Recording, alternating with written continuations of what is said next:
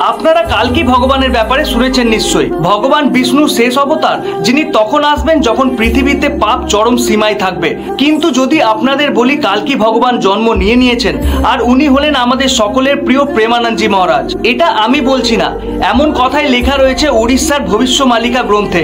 এই গ্রন্থের প্রথম অধ্যায়ে আহমেদাবাদ প্লেন ক্র্যাশের ব্যাপারেও 800 সাল আগে লিখে দেওয়া হয়েছিল। ঠিক তেমনই দ্বিতীয় অধ্যায়ে লেখা রয়েছে কালকি ভগবান হাতে ধনুক এবং ঘোড়ায় চেপে আসবেন না, তিনি থাকবেন বৃন্দাবনে, এবং যার নামে শুরু হবে প্রেম দিয়ে এবং শেষ হবে আনন্দ দিয়ে। তিনি সবসময় রাধা রাধা জপ করবেন।